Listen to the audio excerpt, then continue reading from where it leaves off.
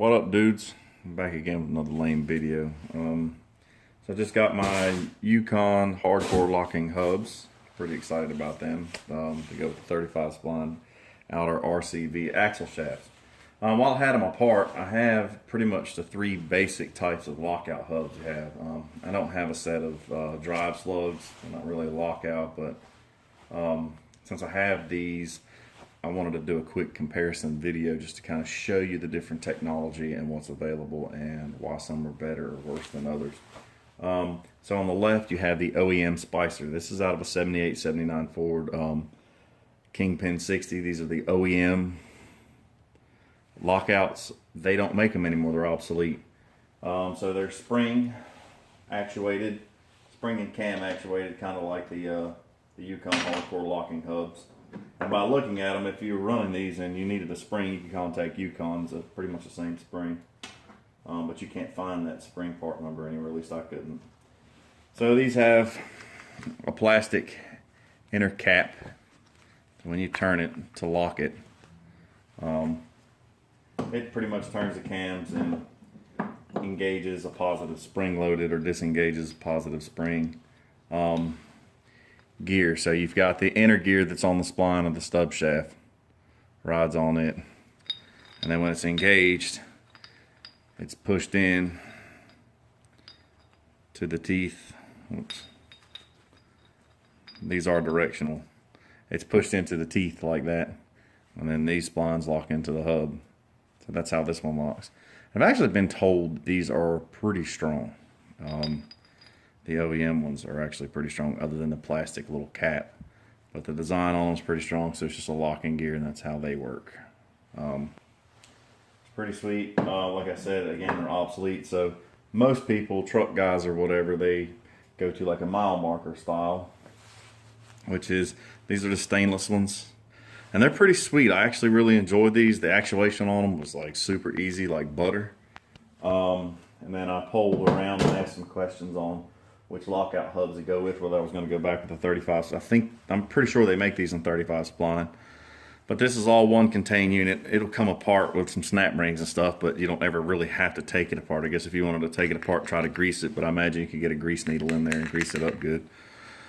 But it's all one self-contained unit, so when you spin the lockout, it turns these and pushes down on these pretty much. So it pushes or releases these, and it engages and disengages the lockout hub that's all in this one contained unit. So you've got the inner spline piece that's spinning, and then once you turn them and lock them, it kind of goes where you can't spin it anymore, and then those splines are in the hubs.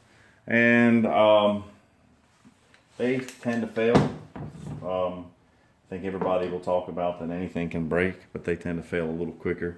Yukon hardcore locking hubs are similar to the old school OEM Spicer, except I think they use higher quality components and a little bit different design on the gear and cog system. So instead of just having an inner and outer gear or cog that kind of locks into the splines on the shaft and then the splines on the hubs, this one locks in on keyways on the outside drive surface. So you've got two pieces that interlock that way and that way. And then again, they actuate off of a cam and spring via the turning motion of the Yukon lockout. So this is some kind of chromoly, some kind of alloy, some kind of strong stuff. So those components should be a lot stronger. And this is where your real force of your is on these parts.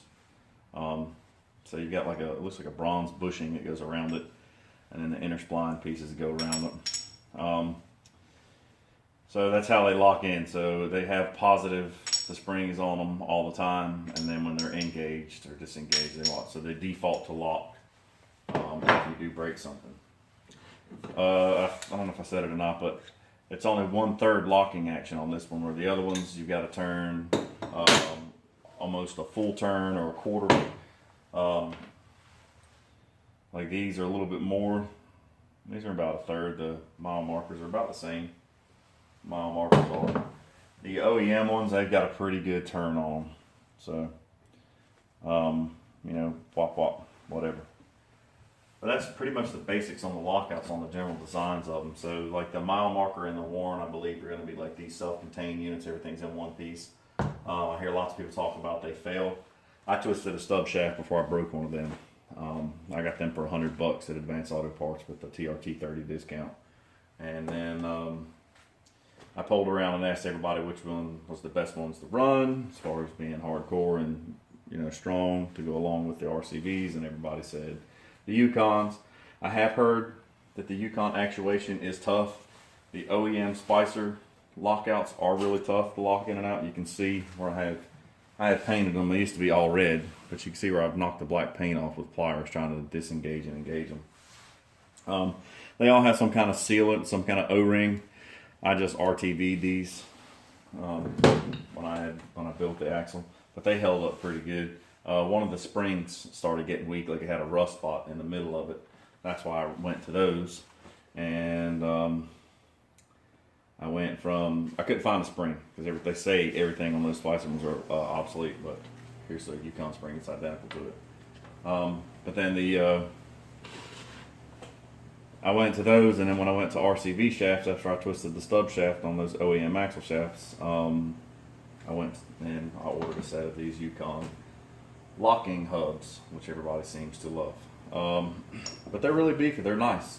General design and actuation, they really don't separate themselves too far away from the OEM Spicer design. Material wise and the actual locking action is different on these, which is pretty cool. So let's see how they hold up. But that's just a basic rundown on the different types of lockout hubs, guys. I think it's a good little video. I don't know if a lot of people really know that kind of stuff.